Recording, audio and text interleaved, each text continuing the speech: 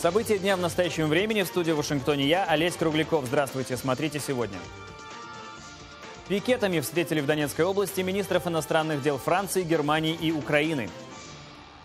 В Беларуси вышел на свободу один из самых богатых людей страны Юрий Чиж. Палата представителей Конгресса США считает Эдварда Сноудена преступником, нанесшим ущерб национальной безопасности. Обзор новостей начнут коллеги в Праге. Я приветствую Сергея Дорофеева. Сергей, вам слово. Далее события дня в настоящем времени. Здравствуйте.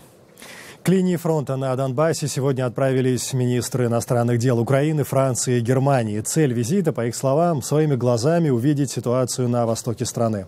По прибытии в город Краматорск министров ожидал пикет солдатских матерей. Местные активисты и матери задержанных боевиками так называемых ДНР, ЛНР украинских военных держали плакаты «Мы говорим нет особому статусу Донбасса», «Мы Украина», «Краматорск – это Украина». Это мой сын Лазаренко Александр. В плену уже находится год и 7 месяцев. Мы хотим, чтобы международное сообщество нас услышало. Примечательно, что далекие от политики люди, которые уже давно не видели сыновей, требовали неких политических решений, а не кричали о своей личной беде. Главы МИД Германии и Франции к матерям не подошли. С женщинами встретился украинский министр Павел Климкин. Его немецкий коллега Франк-Вальтер Штайнмайер в разговоре с журналистами признался, что все еще надеется на перемирие. Прекращение огня дает нам возможность работать по другим направлениям, которые также важны. 6 месяцев стагнации привели к тому, что ситуация ухудшилась. Тем временем Петр Порошенко, выступая сегодня на международном форуме ЕС, фактически заявил о заморозке Киевом дальнейших политических действий по выполнению Минских соглашений. Цитата: «Мы не будем попадать в капкан приоритетности договоренностей». Они говорят, что украинская сторона продолжает сопротивляться и не двигается вперед на пути выполнения Минских соглашений. Я повторю вновь, мы уже подставили одну щеку и получили такую оплеуху, что мы едва выстояли. Мы не предпримем больше никаких шагов, пока Россия не станет выполнять свои обязательства.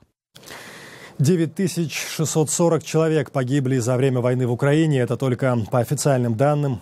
О потерях сообщила ООН. И еще цифры, на этот раз от Министерства обороны Украины. По его данным, на территории страны находится 7 тысяч российских солдат и офицеров, причем среди них, как сообщается, проходит постоянная ротация. Москва подобную информацию неоднократно опровергала, утверждая, что в Украине воюют украинцы и называя боевые действия гражданской войной. Далее. Дачный участок размером с 100 футбольных полей обнаружили у премьер-министра России Дмитрия Медведева сотрудники Фонда борьбы с коррупцией. Как вы видите, участок расположен в живописном месте на берегу Волги в Ивановской области. На закрытой территории частная пристань, лыжный склон, подъемник, вертолетные площадки, гаражи, помещения спецсвязи и отреставрированная усадьба конца XVIII века. По оценкам фонда, только приблизительная стоимость резиденции 30 миллиардов рублей. Это более 460 миллионов долларов. От внешнего мира участок отделен 6-метровым забором. Сейчас у нас в распоряжении есть дрон, который может достаточно далеко и на радиоуправлении сам перемещаться. Усадьба находится на берегу Волги, и, соответственно, с другого берега был запущен этот дрон. Охранники присутствуют в большом количестве, когда там присутствует премьер Медведев, а когда, соответственно, премьера Медведева нет, они в расслабленном состоянии, и, насколько я понимаю, они не заметили. Там бывает как на даче. Он периодически постит оттуда фотографии, и это не однозначно не его постоянная резиденция, когда там, не знаю, там несколько раз в год или там 10 раз в год. Тут нам трудно сказать. Мы знаем, что он там однозначно бывает. Расследование основывается на документах на землю и недвижимость, а также на информации из Инстаграма премьера, геотегах. По данным Фонда по борьбе с коррупцией, участок с усадьбой 8 лет назад приобрел благотворительный фонд «Дар», связанный с женой Медведева и его бывшим однокурсником. Расследователи утверждают, что деньги фонду дали акционеры газовой компании «Новотек». А когда президентский срок Медведева подходил к концу, резиденцию передали другой организации, некоммерческому фонду по сохранению историко-культурного наследия Градислава. Однако, согласно публикации, приезжать в усадьбу Дмитрий Медведев не перестал. В международной организации по борьбе с коррупцией Transparency International усомнились, что дар является фондом, к тому же благотворительным. Якобы благотворительный фонд на самом деле не занимается фактически благотворительностью, потому что я внимательно отсмотрел все, что могло бы быть упомянуто по этому фонду и по второму фонду, который там фигурирует. Я не нашел каких-то серьезных благотворительных программ, но я увидел большие обороты по счетам. Я думаю, что если внимательнее посмотреть на зарегистрированные фонды, никому неизвестные, но с хорошими оборотами по счетам, или с большой собственностью, то есть с пассивами, с активами, мы найдем достаточно много интересных строений. Пресс-секретарь Дмитрия Медведева Наталья Тимакова утверждает, что хотя премьер и останавливается в усадьбе, она ему не принадлежит. Названные вами объекты, как и другие объекты временного проживания, не находятся в собственности Дмитрия Анатольевича Медведева и не используются им и членами его семьи на другом правовом основании. В благотворительном фонде «Дар» нам отказались оперативно прокомментировать информацию расследователей и попросили направить официальный запрос. Из СИЗО КГБ в Минске отпустили одного из самых богатых людей Беларуси Юрия Чижа. Независимые журналисты называли его кошельком Лукашенко. По признанию бизнесмена, в понедельник он уже намерен выйти на работу и даже успел попариться в бане. Необходимость содержания в КГБ, сообщили в комитете, отпала после того, как Чиж возместил ущерб государству и признал вину. За решеткой бизнесмен находился с марта. Ему грозило 7 лет с конфискацией имущества. Вместе с ним в СИЗО отправили еще 5 предпринимателей, подозреваемых в уклонении от уплаты налогов. Месяц назад на свободу вышел многолетний партнер Юрия Чижа по бизнесу. В прошлом его друг, совладелец холдинга «Трайпл» Владимир Япринцев. Его, а также его сына, задержали летом прошлого года. Глава КГБ тогда сообщал, заявление о противоправной деятельности Япринцева поступило в комитет от Юрия Чижа и его российских партнеров. Наш коллега из белорусской службы «Радио Свобода» Александр Дощинский смог побеседовать с Юрием Чижом. Вопрос непростых отношений с Владимиром Япринцевым стал главным и, пожалуй, самым эмоциональным. Поучаствовать в его шоу — это интереснее, чем со мной беседа. Он говорит, что как будто вы его подставили. Я подставил. Я заставил людей обманывать, брать деньги, писать поддельные документы. Давайте не будем это обсуждать, хорошо? Скажите, а вы... Позвоните Япринцеву, побеседуйте с ним сами. Об условиях своего освобождения Юрий Чиж говорить отказался, также не захотел распространяться об условиях содержания в КГБ. Отшутился: «Так не расскажешь, надо самому попробовать». Сказал, что его фирму никто не закрывает и что он будет работать на прежнем месте.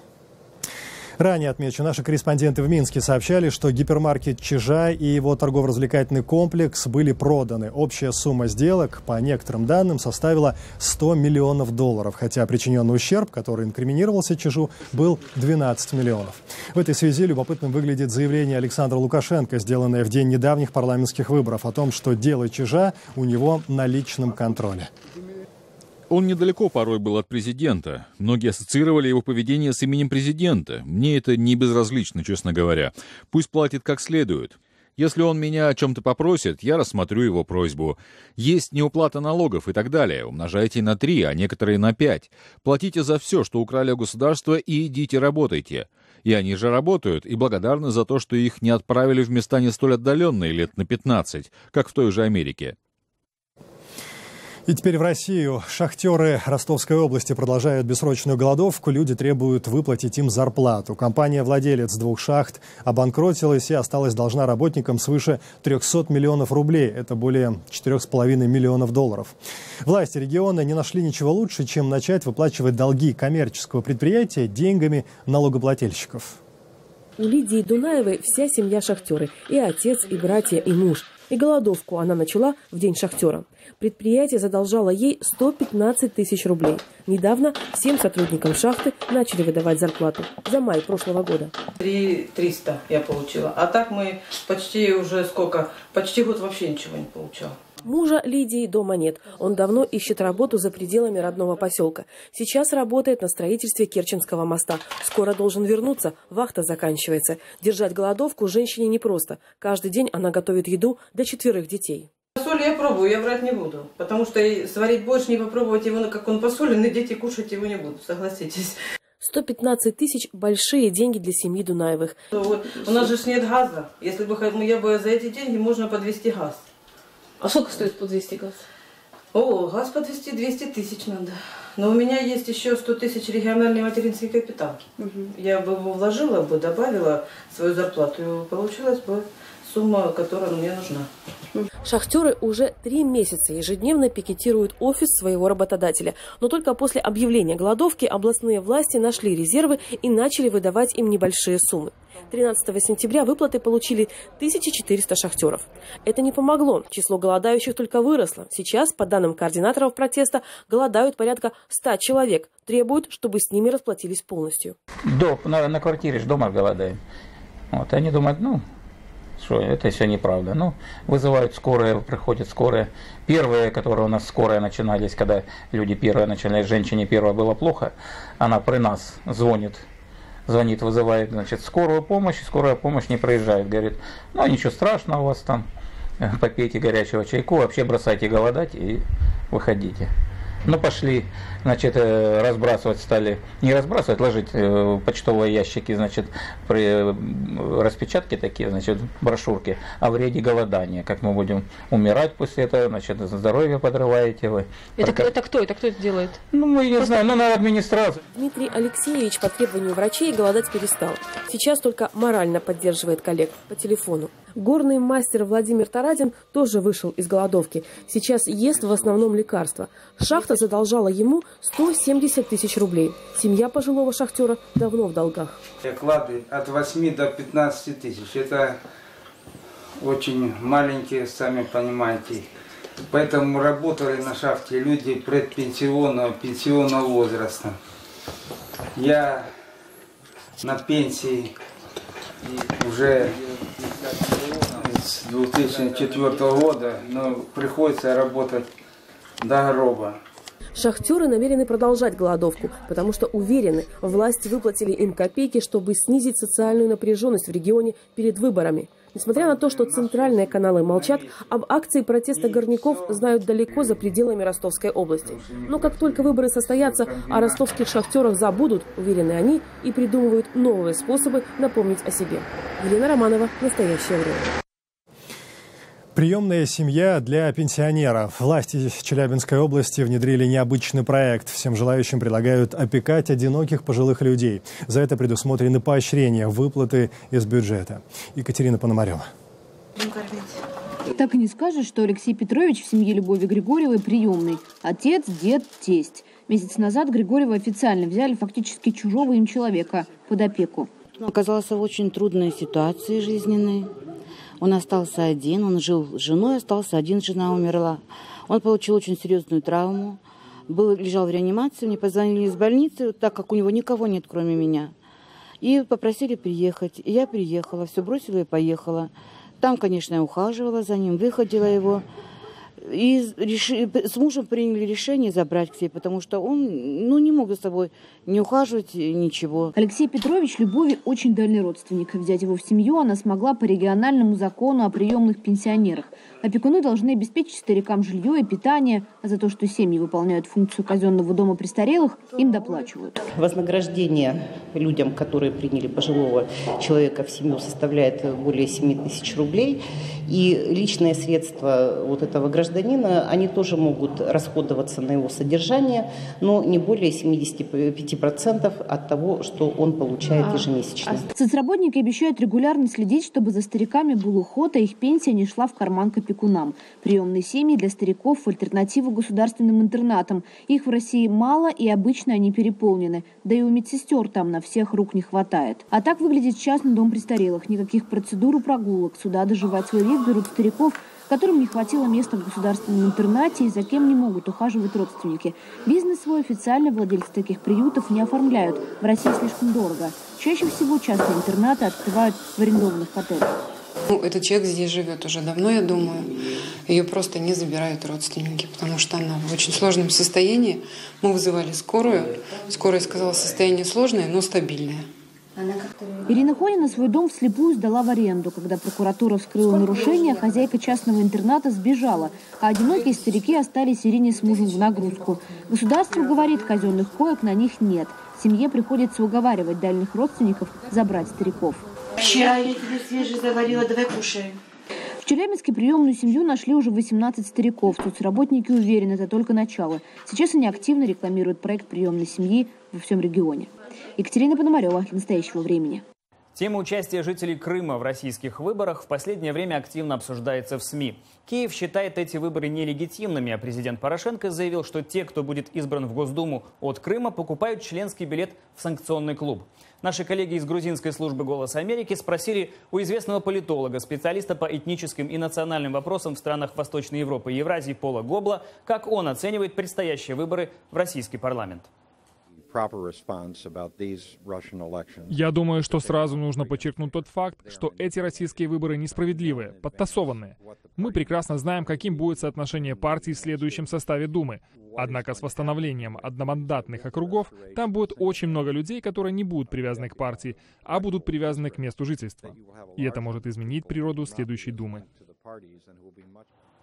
Теперь о предвыборной кампании в США. Республиканский кандидат в президенты Дональд Трамп изменил свою точку зрения по поводу места рождения действующего президента. Теперь он считает, что Барак Обама родился все-таки в Соединенных Штатах.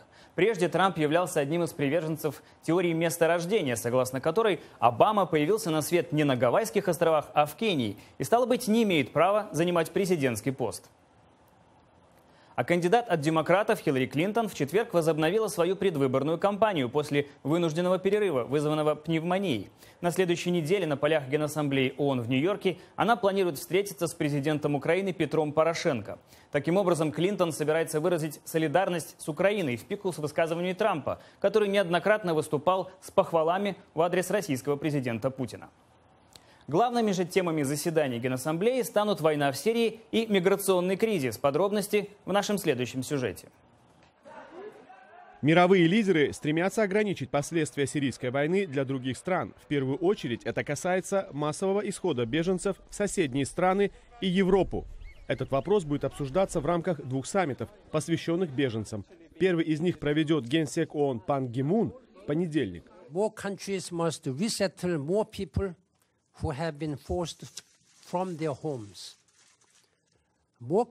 Больше стран должны расселять больше людей, которые были вынуждены покинуть свои дома. Больше стран должны признать преимущество миграции. И все и всюду должны бороться с враждебностью, с которой сталкивается так много беженцев, мигрантов и представителей меньшинств. Второй саммит проведет во вторник президент Обама. Мы ожидаем, что саммит приведет к новым значимым обязательствам в ответ на гуманитарные призывы ООН, расширению программ расселения беженцев или созданию альтернативных механизмов их допуска. Однако есть опасения, что это не сможет существенно улучшить ситуацию для почти 5 миллионов сирийцев, покинувших свою родину. Единственный способ разрешить сирийский кризис – это политическое соглашение. Я уверен, что об этом будут говорить в рамках сессии Генеральной Ассамблеи. Но Владимир Путин в Нью-Йорк не приедет, а без Путина серьезных переговоров по Сирии быть не может. США и Россия ранее в этом месяце договорились о прекращении боевых действий и доставке гуманитарной помощи в Сирии. Две страны также планируют сотрудничать в борьбе с террористами, в том числе с боевиками Исламского государства. От того, работает ли это соглашение, во многом будет зависеть ход дискуссии в Нью-Йорке. Заседание, посвященное Сирии, Совет безопасности ООН проведет в среду. Реальность такова, что решение по Сирии принимается в Вашингтоне, Москве и Иране, а не на заседаниях Совета безопасности ООН. Остаток недели будет посвящен в основном выступлениям лидеров. В списке выступающих отсутствует ряд громких имен: Владимир Путин, Си Цзиньпинь, Ангела Меркель. А Барак Обама в качестве президента выступит на заседании Генассамблеи в последний раз. Эта сессия Генассамблеи также станет последней для главы ООН Пан Ги Муна, чей 10-летний срок истекает 31 декабря. Новости из мира высоких и не очень технологий. Основатель сайта Wikileaks Джулиан Ассанж, который скрывается в посольстве Эквадора в Великобритании, сообщил, что готов сдаться американским властям, если те помилуют его информатора Челси Мэннинг. При этом Ассанж заявил, что считает незаконным свое уголовное преследование в США. Бывший офицер американской армии Мэннинг был приговорен судом к 35 годам лишения свободы за разглашение секретных данных.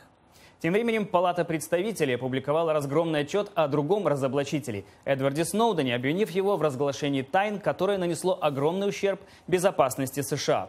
В докладе Комитета по разведке утверждается, что большинство похищенных им материалов касались разведывательных и оборонных программ, представляющих огромный интерес для противников США. Федеральное бюро расследований, между тем, занимается сбором доказательств для предъявления обвинений россиянам, которых разведка подозревает в хакерских взломах аккаунтов американских партий и политиков. Завести такие дела крайне сложно, однако власти США полагают, что судебное преследование – это лучший способ отреагировать на участившиеся попытки России дискредитировать предстоящие президентские выборы. Западные политологи все чаще критикуют российские власти за попытки создать так называемый постфактический мир, когда перенасыщение медиапространства всевозможной дезинформацией приводит к девальвации достоверных фактов. Докопаться до истины в такой ситуации становится почти невозможно, но, как выясняется, многих это устраивает, рассказывает Вадим Оленичев.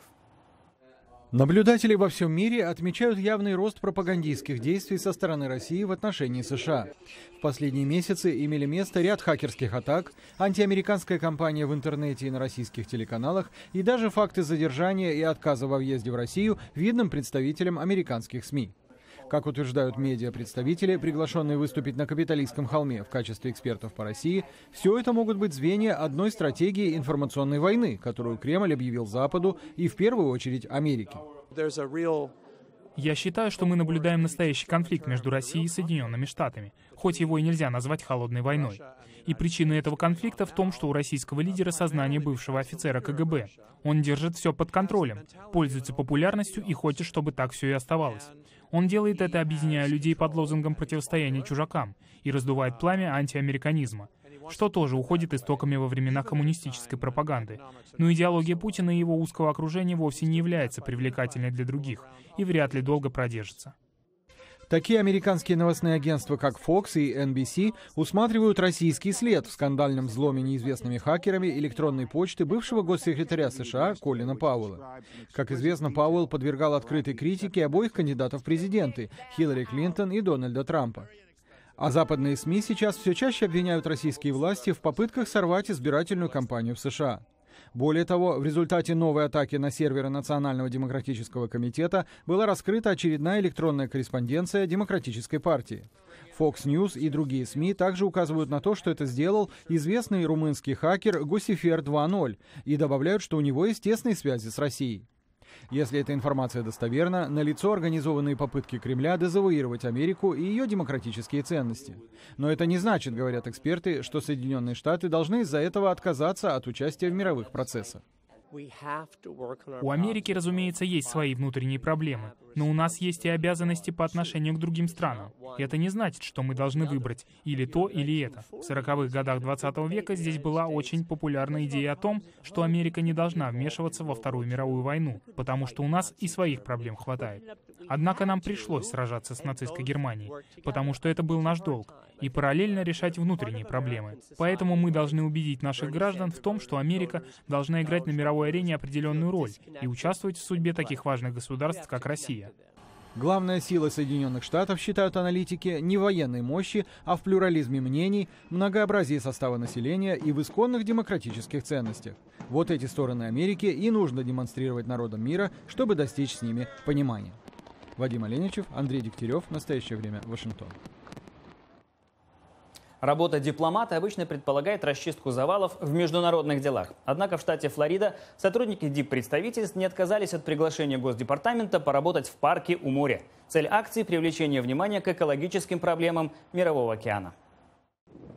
Сегодня необычный день для сотрудников дипломатических представительств во Флориде. Вместо того, чтобы работать в кондиционированных офисах, они пришли на пляж. Представители целого ряда стран откликнулись на призыв внешнеполитического ведомства США о запуске международной инициативы по очистке океана и побережий, в том числе и этого пляжа около городка Ки-Бискейн. Представитель Госдепартамента США Клифтон Сигроувс отмечает, что очистка Мирового океана – задача, не терпящая отлагательств. Мы хотим привлечь внимание, в частности, с помощью сегодняшней акции, к проблеме загрязнения Мирового океана пластиком. По нашим данным, в нем уже находится 8 миллионов метрических тонн пластика, а это глобальная проблема. Сотрудница консульства Уругвая Лурдес Боне с удовольствием приняла участие в столь необычном для дипломатов деле. Людям, которые продолжают жить здесь, стоит ответить благодарностью за то гостеприимство, с которым их встретили. И хотя многие многим было непривычно находиться на пляже в офисных, а не в купальных костюмах, участники считают, что акция удалась. Я никогда раньше не был в этом прибрежном парке. Здесь замечательно. И все мы получаем удовольствие от сегодняшней работы, бок о бок с коллегами со всего мира. За день уборки пляжа в Ки-Бискейн было собрано около полутонны мусора. Столько обычно вывозится городскими службами из этого парка за неделю. Фермерство в Америке неразрывно связано с историей страны и продолжает оставаться предметом национальной гордости. Правительственные программы и программы штатов всячески поддерживают местных производителей, особенно если они выращивают органическую продукцию. Сюжет Светланы Прудовской. Вот эта ферма в штате Вирджиния всего 5 гектаров. Таких вокруг десятки. Чего только здесь не растет, а владеет всем этим хозяйством Джордж Снит.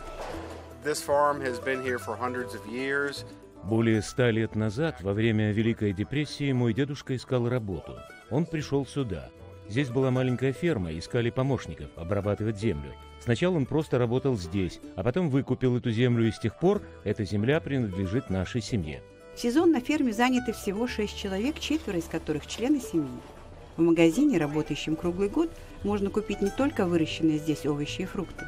Молочные продукты, сыр, молоко, кефир, йогурт, мороженое привозят из другого штата. Из дружественного хозяйства такая фермерская кооперация здесь очень развита.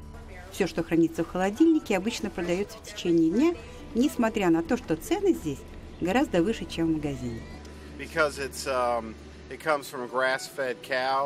Наше молоко дороже, потому что коров держат в специальных комфортных условиях на маленьких фермах в Пенсильвании. Молоко обрабатывается очень бережно, специальными методами, чтобы максимально сохранить все ценное в натуральном состоянии. Оно хранится недолго, но и раскупается очень быстро. Ферму хорошо знают в округе и в близлежащих городах. Любители сами собрать урожай устраивают сюда паломничество с самого начала лета. Ежевика, клубника, помидоры, огурцы, потом и виноград – все это можно собирать самому, при этом есть с куста сколько пожелаешь. А еще на этой ферме растет желтый арбуз. По сладости он нисколько не отличается от привычного ярко-красного. Поле подсолнечников на этой ферме не только и не столько приманка для городских фотографов, это специальный защитный растительный покров, часть севооборота. Но, кроме того, лакомство для пчел с местной пасеки. По словам Джорджа Снита, в целом его коллеги в Америке не бедствуют. Однако работать нужно от заката до рассвета. Впрочем, как и на всех фермах во всем мире. Это очень сложная работа, потому что надо работать при любой погоде и при условиях, на которые ты не можешь повлиять. Только зимой у нас небольшой перерыв в полевых работах, но и в это время нам все равно приходится трудиться. В Хэллоуин мы устраиваем праздник тыквы. В декабре Санта-Клаус на нашей ферме общается с малышами. Да и на Пасху мы организуем специальные мероприятия. Сегодня на американском рынке недвижимости около 40 тысяч ферм, больших и маленьких, по цене от 5 тысяч и до десятков миллионов долларов. И желающих стать хозяином полей и огородов становится все больше. Светлана Прудовская, «Голос Америки», Вашингтон. Отныне золотой унитаз перестал быть аксессуаром, доступным лишь суперзвездам и пожизненным президентам. Музей Гугенхайма в Нью-Йорке установил в одном из туалетов элитный сантехнический прибор из 18-каратного золота, воспользоваться которым может любой посетитель. Автор произведения, итальянский художник Маурицио Кателан, посвятил свою работу проблеме экономического неравенства. Как утверждают в музее, экспонат дает широкой общественности доступ к роскоши, предназначенной для пресловутого 1% населения планеты. И это все на сегодня. Спасибо, что были с нами. Я Олесь Кругляков и команда «Настоящего времени» в Вашингтоне благодарит коллег в Праге. Мы прощаемся с вами завтра. Смотрите программу «Настоящее время. Итоги». В нашем субботнем эфире все, что хотели знать, но боялись спросить избиратели в США, России и Беларуси. Как здоровье у Хиллари Клинтон и есть ли план «Б» у демократов в Америке? Кто, если не Путин, и кто будет думать в Думе нового созыва? И Беларусь. Как оппозиция прорвалась в парламент и что из этого получится? Все это в субботу в программе «Настоящее время. Итоги» с Юлией Савченко из Вашингтона. Мы благодарим Вашингтон, а также всех наших зрителей. Смотрите нас в социальных сетях, в эфире своих национальных телеканалов. В воскресенье в нашем эфире итоговая программа «Настоящее время. Неделя». Выборы в России. Партия власти теряет рейтинги, но и оппозиция их не набирает. В то же время в Москве разгоняют активистов, читающих Конституцию. Спокойно расходись прямо сейчас и все. Пожизненный президент. В Туркменистане изменили Конституцию, что позволит Гурбанкулу Бердымухамедову править бессрочно. Режим тишины на востоке Украины не работает. Тяжелая артиллерия с обеих сторон не затихает. За последние 3 месяца погибли более 20 мирных жителей. Приют для бездомных кошек в Алеппо. Люди уезжают или погибают под бомбежками. Домашние животные остаются.